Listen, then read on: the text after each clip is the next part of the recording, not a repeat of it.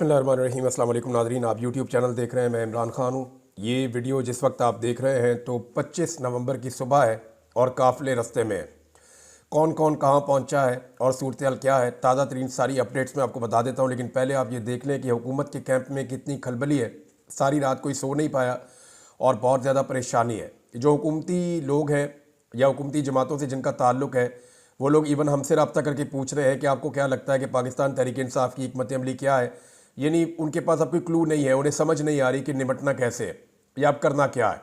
क्योंकि इतनी बड़ी पॉलिटिकल मूवमेंट पूरे पाकिस्तान के अंदर, लीडरलेस मूवमेंट, जहाँ लीडर जेल में मौजूद है और पूरा पाकिस्तान निकला उसके लिए, ये पाकिस्तान के सियासी लोगों ने पहले विटनेस नहीं की। और ये तो किसी का ख्वाब ही हो सकता है कि उसको इतनी बड़ी मकबूलियत मिले। हुकूमत की बौखलाहट का अंदाज़ा आप वज़ीर दाखिला के एक स्टेटमेंट से लगा सकते हैं।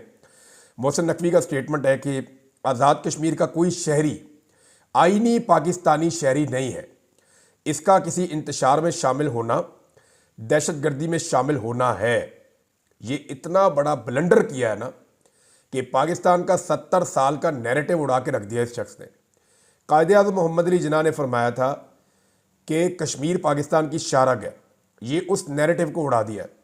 कल को अगर कश्मीरी ये कहते हैं कि जनाब आप फिर यहाँ पे नौकरियाँ करने क्यों आते हैं, यहाँ पे आके आप हमारे एडमिनिस्ट्रेटिव मामलात को क्यों छेड़ते हैं अगर हम पाकिस्तान नहीं, वो भी बेशुमार चीज़ें कह सकते हैं। वज़ीर दाखिला को ऐसा इर्रिस्पॉन्सिबल स्टेटमेंट देने से पहले 10 दफ़ा सोचना चाहिए था। और अगर उन्होंने ये स्टेटमेंट दे दिया है तो इस पर रुजू करके उनको माफ़ी मांगनी चाहिए। बुखलाहट बहुत ज़्यादा है, हुकूमत बहुत परेशान है। जितनी रुकावटें उन्होंने खड़ी की हैं, जितनी फोर्सेस उन्होंने लगाई हैं, उनके हाथ से गेम निकल रहा है।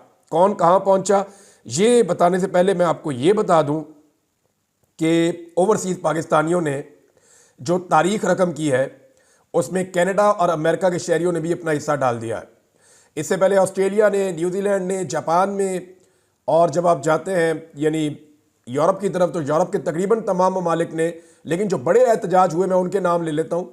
बरतानिया में 10 डाउनिंग स्ट्रीट पे एक नया रिकॉर्ड बना एहतजाज का, बहुत बड़ा एहतजाज था। उसके अलावा एक एहतजाज स्पेन में हुआ है, बार्सिलोना में बहुत बड़ा एहतजाज था। फिर जो एहतजाज किया गया ब्रसल्स में, फिर जो एहतजाज इटली में हुआ है, यानी इटली वाले एहतजाज का तो ऐसा लगता है कि सारे रिकॉर्ड उसने तोड़ दिए हैं। यूनान में एक बहुत बड़ा एहतजाज हुआ है, फ्रांस में बहुत बड़ा एहतजाज हुआ है, बेल्जियम में बड़ा एहतजाज हुआ है, नॉर्वे में बहुत बड़ा एहतजाज हुआ है। तो पूरा का पूरा यूरोप जो है वो वहाँ से एहतजाज के विजुअल्स भी आ रहे हैं, खबरें भी आ रही हैं। कमाल कर दिया पाकिस्तानियों ने। डोनाल्ड ट्रंप के घर के बाहर एहतजाज किया था पहले और वहाँ पे इंफॉर्मेशन शेयरिंग भी की थी उनके साथ, और डोनाल्ड ट्रंप के साथ भी और मौजूदा जो बाइडन एडमिनिस्ट्रेशन के साथ भी पाकिस्तानी ओवरसीज राब्ते में है और वो उनके साथ कंटिन्यूसली चीज़ें शेयर कर रहे हैं।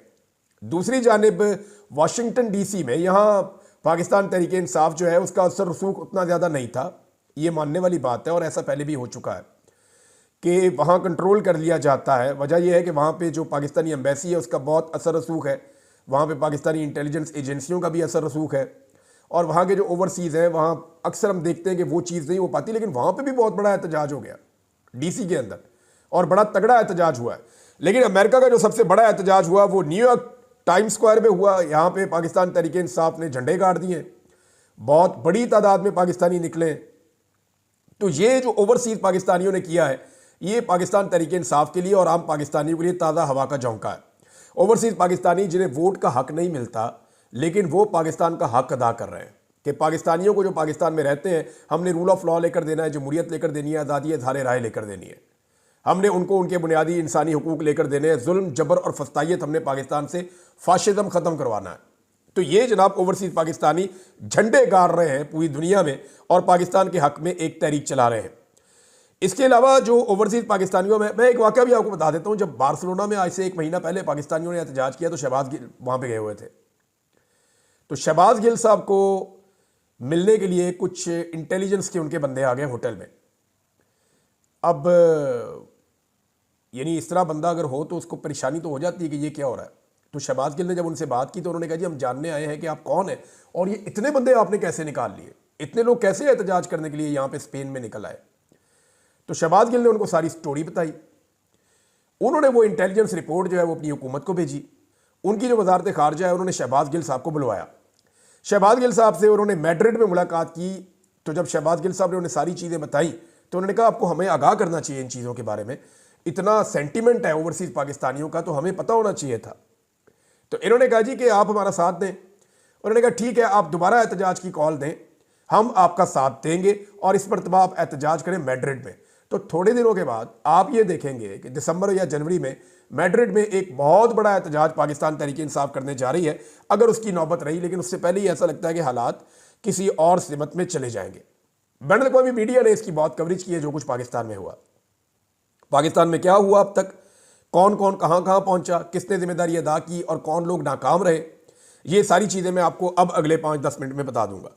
एक तो आप ये देख लें कि अल जज़ीरा ने इसकी कवरेज की है, BBC ने की है, CNN ने की है, तमाम जो आलमी मीडिया है उसने इसकी भरपूर कवरेज की है, तुर्किश मीडिया ने की है, इसको जो है वो जो मीडिया है इसका रशिया का, रशियन मीडिया ने इसकी कवरेज की है, अरब मीडिया ने इसकी कवरेज की है, यूरोपियन मीडिया ने इसकी कवरेज की है, अमेरिकन मीडिया ने इसकी कवरेज की है। तो पूरी दुनिया के दर्जनों जरीदों ने, दर्जनों वेबसाइट्स ने, सोशल मीडिया के ऊपर तो इसकी बड़ी ह्यूज किस्म की एक कवरेज हो रही है। लेकिन जितने भी रवायती मीडिया है, आलमी मीडिया, उसने इसकी भरपूर कवरेज की है सारी चीज़ की। अमेरिकन मीडिया के मुताबिक और कुछ आलमी मीडिया की रिपोर्टों के मुताबिक अब तक सिर्फ पंजाब के अंदर जो लोग गिरफ्तार हुए हैं उनकी तादाद 4000 से ज़ायद है। यानी पंजाब में मरियम नवाज की हुकूमत ने फस्तायत की इंतहा करते हुए 4000 से ज़ायद लोगों को गिरफ्तार कर लिया है। अब पंजाब की सूरत हाल पे पहले बात करते हैं और खैबर पख्तूनख्वा की सूरत हाल पे बाद में बात करते हैं। रावलपिंडी और इस्लामाबाद को आप नज़रअंदाज नहीं कर सकते। वहाँ के लोगों ने पहले तो सारा दिन थकाया पुलिस को, दौड़ें लगवाई, आंसू गैस की शेलिंग होती रही और बदतरीन शेलिंग रावलपिंडी की तारीख की पहली मरतबा बहुत सारे लोगों ने मुझे बताया कि हमने देखी है। लोगों के घरों के अंदर भी शेल मारे पुलिस ने, आबादियों के अंदर शेल मारे पुलिस ने कि लोग अपने घरों में भी ना रह सकें, ये इलाका ही छोड़ के लोग चले जाएं। जंग तक किया गया वहाँ पे, लेकिन लोगों ने बड़ा मुकाबला किया, बार बार निकल कर आते थे, मुकाबला करते थे और फिर रात लेट नाइट लोग वापस चले गए। लोगों को ये पता है कि अभी हमने कल फिर निकलना है। ये टेस्ट मैच है, बल्कि टेस्ट मैच नहीं है, एक टेस्ट सीरीज है जो अभी चल रही है, ये T20 नहीं है। इन्होंने इमरान खान को लेकर जाना है और ये इसी नीयत के साथ आ रहे हैं। मैं आपको बताता हूं, पहले जो पंजाब के लोग हैं जिन्होंने बड़ा कारनामा किया, जिनके काफिले अभी चल रहे हैं या रस्ते में स्टे किया हुआ है और ये लोग आगे बढ़ते चले जाएंगे, इन्होंने बड़ी बड़ी रुकावटें अबूर की हैं। तो इनमें एक ओन अब्बास बप्पी, ये एक बड़े काफिले की क़यादत कर रहे हैं जनूबी पंजाब से और ये अपने काफिले को लीड कर रहे हैं। ये मिड वे में है और ये काफिला लेकर पहुंचेंगे, एक आधा दिन इनको और लग जाएगा। तो ये काफिला अभी तक पुलिस के काबू नहीं आया। वजह यह है इसमें लोगों की तादाद ज़्यादा है, तो जब पुलिस से इनका आमना सामना होता है तो ये पुलिस को खुदेड़ देते हैं। लिहाजा ओन अब्बास बप्पी का एक काफिला रस्ते में। हामिद रजा काजमी साहब, इनका जो काफिला है वो भी बड़ा तगड़ा है, वो भी रस्ते में है। कुछ काफिले जनूबी पंजाब से पहुंचे हैं सरगोदा में और सरगोदा में रात गुजारने के बाद वो वहां से निकलेंगे। नईम हैदर पंजूथा साहब, इनका काफिला जो है वो भी रस्ते में है। जरताज गुल वजीर साहबा, इनका आपको मैंने बताया ये कल से ही निकले हुए हैं सुबह से और आज भी ये दोबारा ट्रैवल करेंगे, तो इनको भी पहुंचना है। इनके साथ काफ़ी बड़ी तादाद में लोग हैं, गाड़ियां हैं, बड़ा अच्छा तगड़ा काफिला है। महर अब्दुल सत्तार, इन्होंने तो जनाब तारीख रकम की है, इनको कोई रास्ता नहीं मिला निकलने का, तो इन्होंने रावी क्रॉस किया। अब रावी गाड़ियों समेत कैसे क्रॉस हो सकता है? तो आप में से शायद बहुत सारे लोगों ने ना सुना हो, एक चीज़ होती है वो रावी के लोग जानते हैं। मैं क्योंकि वहाँ पे शिकार खेलता था तो मैं अपनी गाड़ियाँ अक्सर उसके ऊपर क्रॉस करवाता था, उस पर ट्रैक्टर ट्रॉली भी क्रॉस हो जाती है, उसको कहते हैं बेड़ी। हम जितने शिकारी हैं वो सारे उसको बेड़ी को जानते हैं। ये बेड़ी लाके किनारे पे लगाई जाती है, जो बड़ी बेड़ी होती है उसके अंदर 4-4 गाड़ियाँ इकट्ठी खड़ी हो जाती हैं और वो गाड़ियाँ क्रॉस कर जाती हैं दरिया को और फिर वो वापस जाती है, फिर और गाड़ियाँ आती हैं, फिर वापस जाती है और गाड़ियाँ आती हैं। तो इस तरह महर अब्दुल सत्तार ने अपनी बहुत सारी गाड़ियाँ जो है वो बेड़ियों के ऊपर क्रॉस करवाई हैं रावी, और वहाँ से वो शेखुपुरा में दाखिल हुए और अब एक नया रास्ता लेकर वो अपना काफिला लेकर आगे जा रहे हैं। तो महर अब्दुल सत्तार ने भी बड़ी रुकावटें अबूर करके मेन रोड पकड़ लिया। सियालकोट के डार जो हैं, जिनमें रेहाना डार साहब हैं, उनकी गिरफ्तारी की इतला आ रही थी लेकिन कन्फर्मेशन अभी तक नहीं है।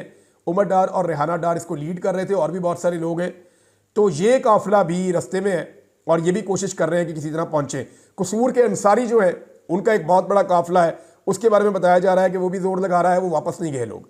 शब्बीर कुरैशी और इनके साथी ये जनूबी पंजाब से निकले हैं। ये एक काफिला और है, इसने एक जगह पे भी पड़ाव किया हुआ है और ये भी पहुंचेगा। मियाँ वाली से उमैर नियाजी का एक बड़ा काफिला था और मियाँ वाली के वैसे बहुत सारे काफिले थे। मियाँ वाली से बड़ी दुनिया निकली है और इन्हीं लोगों ने DI खान से आने वाले सबसे बड़े काफिले के रास्ते खोले। वहां पे शाहिद खटक का काफिला आ रहा था, शेर अफजल मरवत के भाई का काफिला आ रहा था, सालार काकड़ का काफिला आ रहा था, उमर अमीन गंडापुर का डीआई खान वाला काफिला आ रहा था। तो वहां पे 7-8 काफिले इकट्ठे होकर एक बड़ा काफिला बना था जो पुलिस के साथ जंग लड़ रहा था एक तरह की। ये जब मियांवाली वालों ने अपनी रुकावटें अबूर की हैं तो ये पीछे से आए तो पुलिस बीच में सैंडविच बन गई। पुलिस खेतों में भागी है, रास्ता खुला, अब ये सारे लोग वहां से निकल गए। रास्ते में 2 रुकावटें और थी, उनको अबूर करने के बाद इन्होंने फतेह जंग इंटरचेंज अभी क्रॉस कर लिया जब मैं वीडियो रिकॉर्ड कर रहा हूं, और ये इस्लामाबाद से कोई 15 किलोमीटर पहले पड़ाव डाल के ये काफिला खड़ा है। और जो क्लेम कर रहे हैं इस काफिले के अंदर मौजूद लोग, वो यानी हर काफिले वाले से अलग बात करें तो वो क्लेम करता है कि जी 10 से 20 हज़ार बंदा मेरे साथ है। तो ये 7-8 काफिले हैं। यानी अगर हम ये कहें मोहतात अंदाजे में 50,000 से 1 लाख आदमी इस जगह पे मौजूद है तो आप मोहतात अंदाजे में ये कह सकते हैं। अब इस काफिले ने जाना है इस्लामाबाद, या यहां पे रुकना है, या वापस पीछे जाना है पेशावर की तरफ, ये फैसला भी नहीं हुआ। ये फैसला होगा आज सुबह जब आप ये वीडियो देख रहे हैं तो उस टाइम पे कभी ये फैसला होगा, क्योंकि कट्टी पहाड़ी पे बहुत बड़ी रुकावटें खड़ी की गई है। वहां पे इस वक्त एक जंग जैसी सूरत हाल है, और वहां जो फ्रंट के ऊपर लोग मौजूद हैं खैबर पख्तूनख्वा के, मैं उनके बारे में आपको बता देता हूं। वहां पे इस वक्त सुहेल अफरीदी, मीना खान अफरीदी और उमर अयूब खान साहब, इनके काफिले क्योंकि वहां से हज़ारा से पहुंच चुके हैं, ये वहां पे आके कट्टी पहाड़ी पे टकराए हैं, तो ये लोग इस वक्त फुल मुजामत कर रहे हैं। ये मुराद सईद की टीम पूरी की पूरी जो है वो इस वक्त कट्टी पहाड़ी के ऊपर मुजामत कर रही थी, लेकिन फिर वहां पे पाकिस्तान तहरीक इंसाफ ने अपना पड़ाव डाला है और कट्टी पहाड़ी को उन्होंने क्रॉस करना है। अब देखना यह है कि वो एक तरफ से जोर लगा के उसे क्रॉस करते हैं या पीछे से मदद मांगते हैं। अटक से जो लोग निकले हैं उन्होंने सारा दिन मोटरवे पे कब्जा रखा है, पुलिस को भगा दिया था उन्होंने। अटक का डीपीओ लोग ढूंढते रहे, वो नजर ही नहीं आया। अब ये जो अटक से लोग निकले हैं ये वापस अटक में ही अपने घरों में चले गए, और वो ये कह रहे हैं जी हम दोबारा निकलेंगे। जुल्फी बुखारी साहब की जो फैमिली है, जो यहाँ पे उनके कजन्स हैं, जो उनके बाकी रिश्तेदार हैं, वो यहाँ पे बड़ी ज़बरदस्त उन्होंने लड़ाई लड़ी है। अटक के मैं पहले ये आपको बताना भूल गया था, और बाद का इन्फॉर्मेशन होती भी नहीं है। फिर मैंने जो ग्राउंड रियलिटीज़ मुख्तलिफ लोगों से इन्फॉर्मेशन ली तो वो ये है कि अटक के जो 5 MPAs हैं उन्होंने भी बड़ा जोर लगाया, और वो 5 MPAs अपने अपने लोगों को लेकर निकले और कोई एक भी गिरफ्तार नहीं हुआ अभी तक। और फिर जब उन्हें पता चला कि अभी खैबर पख्तूनख्वा वाले बहुत लेट हैं, हमें उनको लेकर जाना है या उनकी मदद करनी है, तो फिर वो वापस गए और उन्होंने नई हिकमत अमली बनाना शुरू की है। वो कल दोबारा निकलकर मोटरवे पे आकर टच करेंगे। अभी मोटरवे के ऊपर इस वक्त खड़े हैं बहुत बड़े काफिले जो साउथ की जानिब से आ गए हैं, जो डीआई खान से क्रॉस करते हुए सी पैक से आए हैं। वो तकरीबन 15 किलोमीटर इस्लामाबाद से पहले, टूल प्लाजा से पहले, ये सारे वहां पे खड़े हैं और कई किलोमीटर तक वहां पे फैले हुए हैं। अब एक काफिला जो उमर अयूब के साथ आ रहा था उनकी क़यादत में, सबसे ज्यादा जंग अगर किसी काफिले ने लड़ी है तो वो इसने लड़ी है। पहले इनको एक मतलब दी गई जाके टेक्सला में पुलिस का मुकाबला करें। ये वहां गए और वहां इन्होंने कई घंटे टेक्सला में मुकाबला किया। फिर इनको कहा गया नहीं, आप अली अमीन के काफिले के साथ आकर मिले, आप वापस आए।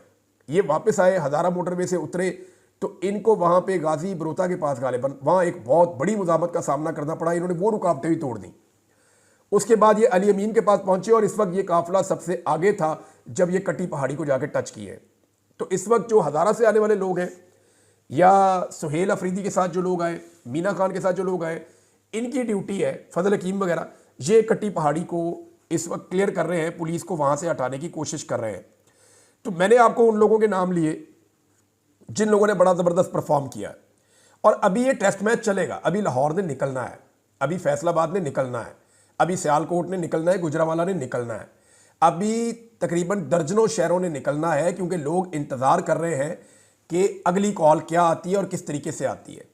जब डी चौक पहुंचेगी पाकिस्तान तहरीक इंसाफ तो उसके बाद एक नया खेल शुरू होगा, और इस मरतबा तहरीक इंसाफ को डी चौक में पहुंचने से रोकना अब इतना आसान नहीं है। शौकत बसरा साहब एक काफिला लेकर आ रहे हैं, और शौकत बसरा साहब का काफिला भी काफ़ी बड़ा है। वो जनूबी पंजाब से निकलने में कामयाब हो गए अपने इलाके से। पुलिस का घेरा उन्होंने तोड़ दिया था, क्योंकि उनके साथ भी लोग मौजूद थे, पुराने पॉलिटिकल वर्कर हैं, वो समझते हैं इन चीज़ों को। तो शौकत बसरा साहब भी रस्ते में है। फयाज झजड़ा साहब वो भी रस्ते में, जिनके बेटे को टॉर्चर किया गया था प्लास के साथ, और उसकी वीडियो बना के घर वालों को दिखाई गई थी वीडियो कॉल पे। उनकी वालदा को बहुत थ्रेट किया गया था। ये MNA साहब हैं, ये भी जनाब पहुंच गए हैं। जनूबी पंजाब वालों ने बीच में चंद जगहों पे स्टे किया है और अब वो सुबह से दोबारा आगे बढ़ना शुरू करेंगे। जैन कुरैशी, आमिर डोगर, ये दोनों बुरी तरह नाकाम हुए। ना सिर्फ ये खुद नाकाम हुए बल्कि इन्होंने अपने पीछे ऐसे लोग भी नहीं छोड़े जो लीड करते हैं, और अभी तक मुल्तान से कोई बड़ा काफिला रिपोर्ट नहीं हुआ। अगर जैन कुरैशी नहीं है तो उनकी बहन कहाँ है, बाकी लोग कहाँ हैं, अभी तक कुछ पता नहीं चल रहा। लेकिन मुमकिन है कि वो लोग मैदान में आ जाए और थोड़ी देर में चीज़ें क्लियर हो जाएं जब आप ये वीडियो सुन रहे हो, क्योंकि गिरफ्तार तो कोई भी हो सकता है, लेकिन जिस तरीके से ये गिरफ्तार हुए उस पर कारकुन और अवाम बहुत गुस्से में है। बीसियों नाजरीन ऐसे गुमनाम हीरोज़ हैं जिनके अभी नाम इसलिए नहीं ले रहे हमने बल्कि आपस में हम डिस्कस कर रहे थे नामों का, तो हमने ये फैसला किया कि अभी उनके नाम नहीं लेंगे क्योंकि सारा टारगेट उनको किया जाएगा। और ये गुमनाम हीरोज़ ने कमाल किया। लेकिन एक आदमी का मैं नाम लेना चाहूँगा। इस आदमी का पाकिस्तान तहरीक इंसाफ से ताल्लुक़ कोई नहीं है, ये एक इनकलाबी शायर है सिर्फ। और ये शख्स जो है ये सिर्फ पाकिस्तान की खातिर निकला हुआ है, ना इसका कोई फ़ायदा है ना इसका कोई मफाद है। ये सिर्फ अपने मुल्क के फ़ायदे के लिए निकला हुआ है, अपने ज़मीर की आवाज़ पे। ये निकलता है जहाँ पे लोग थकते हैं और हारने लगते हैं तो ये उनको शायरी सुनाता है और उनको अपने शेर सुना के उनका खून गरमाता है और उनको वापस मैदान में लेकर आता है। ये आदमी लगातार कई दिनों से लोगों को मोटिवेट कर रहा है, कभी बाज़ारों में, कभी दुकानों पे, कभी ढाबों पे, कभी चाय के अड्डों पे, हर जगह पे ये आदमी जाता है और लोगों से मिलता है। जितनी इसने कंपेन की है इस तहरीक के लिए उतनी शायद पाकिस्तान तहरीक इंसाफ के अच्छे खासे लोग नहीं कर पाए। इसका नाम है अहमद फरहाद। अहमद फरहाद को मैंने हर जगह ग्राउंड पे देखा, हर जगह तकलीफ वाली जगहों पे देखा, लोगों को रेस्क्यू करते हुए देखा, लोगों को मदद करते हुए देखा, लोगों को शायरी सुनाते हुए देखा और लोगों के साथ कंधे से कंधा मिलाकर खड़े हुए देखा। तो अहमद फरहाद का नाम अगर ना लिया जाए तो बहुत बड़ी ज्यादती है। लेकिन एक बात बड़ी क्लियर है कि मुराद सईद का जो असर है और मुराद सईद का जो एक अपना पार्टी के अंदर पूरा एक ग्रुप है नौजवानों का, वो आज भी मुझे ऐसा महसूस हुआ कि खैबर पख्तूनख्वा से आने वाले लोगों में सबसे ज़्यादा एक्टिव वही लोग हैं। नाज़रीन, कभी आपने सोचा है कि नवाज शरीफ साहब को ऐसे कारकुन क्यों नहीं मिले? यानी अगर वो गिला करते हैं या रोते हैं तो उनका रोना बनता है मियाँ साहब का। उनका कारकुन आराम मांगता है, खाना मांगता है, चीज़ें मांगता है, पैसे मांगता है, फ़ायदे मांगता है, लेकिन मियाँ साहब के लिए ऐसी कुर्बानी नहीं देता। आप अंदाज़ा करें ना, अभी 24 घंटे हो गए लोगों को अपने घरों से निकले हुए, आंसू गैस के शल भी खा रहे हैं, खाना भी ठीक तरीके से नहीं मिला, नींद भी पूरी नहीं हो रही, फिर भी वो घर नहीं जा रहे। वो पाकिस्तान की आवाज़ बने हुए और पाकिस्तान के लिए लड़ रहे हैं। ये जो 24 करोड़ पाकिस्तानियों का मुकदमा है वो ये लोग सड़कों के ऊपर खड़े होकर लड़ रहे हैं। ये लोग चंद लाख ज़रूर होंगे लेकिन ये पूरे पाकिस्तान का मुकदमा लड़ रहे हैं और पूरे पाकिस्तान से इकट्ठे होकर पहुंचे हैं। ओवरसीज़ का नाज़रीन मैं आपको बताना भूल गया कि कनाडा में भी बड़ा अच्छा एहतजाज हुआ है, बड़ा ज़ोरदार तरीके से उनकी पार्लियामेंट के बाहर खड़े होकर ओवरसीज़ पाकिस्तानियों ने एहतजाज किया है। नाज़रीन, एक चीज़ और जो मैंने महसूस की है वो ये है कि नौजवान जब रुकावटें अबूर करते हैं तो वो आगे आगे भंगड़े डालते हैं। मैंने कुछ जर्नलिस्ट ने उनसे बात की, लड़कों से, मैंने कहा ये क्या हो रहा है? उन्होंने कहा इमरान भाई ये इमरान खान को लेने आ रहे हैं, इनकी पूरी पक्की नीयत है कि ये इमरान खान को छुड़वा के ले जाएंगे। मैंने कहा यार हाउ इज़ इट पॉसिबल? तो उसके कानूनी नुक्ते भी होंगे। उन्होंने कहा जी इनको कुछ पता नहीं है, ये इमरान खान को लेने आ रहे हैं, ये पुलिस को भगाते हैं, रास्ता खोलते हैं, आगे जाके भगड़े डालते हैं कि हम अपने लीडर के मजीद करीब पहुंच गए, हम इमरान खान को लेकर वापस जाएंगे। उनके दिमाग में ये चीज़ बैठी हुई है जो लोग आ रहे हैं। अच्छा, इमरान खान कैसे छूट सकते हैं इसका कानूनी रास्ता भी है, मैं आपको बताता हूँ। 27 तारीख तक ये लोग पहुंचेंगे इस्लामाबाद में, 26 को या 27 तक पहुंचेंगे, क्योंकि इसमें टाइम लगेगा। आज 25 है, हो सकता है आज और करीब पहुंचे, 26 को हो सकता है वो पहुंच जाए डी चौक में, और 27 की सुबह इमरान खान साहब की रिहाई हो सकती है। इसलिए कि वो जो 8 केस जिनमें इमरान खान साहब की गिरफ्तारी डली हुई है, उन 8 केसेस की जो तारीख डली हुई है वो 27 तारीख है और वो लाहौर में लगा हुआ है केस। मुमकिन है वहाँ इमरान खान साहब को बेल मिले और इमरान खान साहब रिहा हो जाए, क्योंकि फिर एक ही केस रह जाएगा, वो रावलपिंडी वाला मुकदमा है, और वो 26 तारीख को उसकी वहाँ पे समाअत है और मुमकिन है कि वहाँ पे इमरान खान साहब की बेल हो जाए या उस मुकदमे में मजीद रिमांड ना दिया जाए। तो इस तरह इमरान खान साहब बाहर भी आ सकते हैं, लेकिन अगर वो बाहर आए तो ये किसी दबाव या डील का नतीजा नहीं होगा, ये एक्चुअली दबाव लोगों ने डाला होगा इंसाफ के हुसूल के लिए। क्योंकि इमरान खान को अगर अभी छोड़ा गया तो ये ऐन इंसाफ का तकाजा होगा, क्योंकि आपने 1.5 साल अंदर रख के उस आदमी से आप कुछ नहीं निकाल सके, सारे झूठे और बोगस मुकदमे जो उसके ऊपर किए गए और पूरी दुनिया में इनके खिलाफ आवाज़ उठ रही है। तो नाज़रीन, ये अब तक की इतलात थी, मैंने आपके साथ शेयर की है, बाकी चीज़ें आपको दोपहर को बताते हैं। अब तक के लिए इतने, अपना ख्याल रखिए, अपने चैनल का भी। अल्लाह हाफ़िज़।